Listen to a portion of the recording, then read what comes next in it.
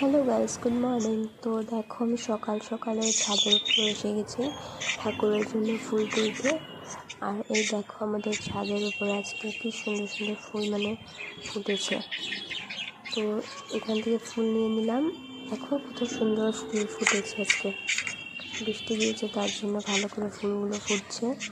আর এখন এগুলা নীলকণ্ঠ ফুল ফুটেছে, তারপর জবা ফুলও ফুটেছে। যেহেতু আজকে বৃহস্পতিবার ঠাকুরকে দেব, তার জন্য জবা ফুলটা ফুটে গেছে, ভালোই হয়েছে, ঘটে দিতে পারবো। দেখো কি সুন্দর গাছগুলো হয়েছে, জল বৃষ্টি পড়াতে গাছগুলোর পাতাগুলো কি সুন্দর হয়েছে। আর দেখো আরও বৃষ্টি পড়বে।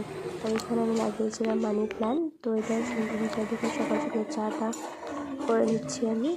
আমার বড় খেয়ে চলে গেছে, আমার বাবাও খেয়ে নিয়েছে, এখন আমি শুধু খাওয়ার বাকি, তো চাটা খেয়ে নিচ্ছি আমি। তারপর চলে আসলাম স্নান করে পুজো দিতে। তো আজকে তো নিরামিষ, তো স্নান করে পুজো দিতে চলে আসলাম আমি।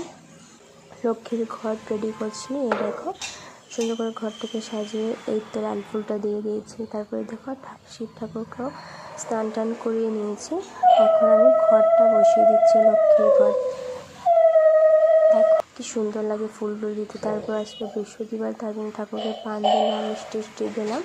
প্রত্যেক বৃহস্পতিবারই আমি ঠাকুরকে পান দিই, মিষ্টি দিই, বা সাবু টাবু এইসব দিয়ে দিই আমি প্রত্যেক বৃহস্পতিবারে। তার জন্য বৃহস্পতিবারে আমরা নিরামিষ খাই। এখন আমার ঠাকুর দেওয়া কমপ্লিট হয়ে গেছে। দেখো ঠাকুর দেওয়া কমপ্লিট, সংগঠনটা বাজিয়ে নিচ্ছি। মনোরমা স্টোর্স, এখানে সব ধরনের ঠাকুরের কাপড় পাওয়া যায়। অ্যাড্রেসটা হলো স্টেশন রোড।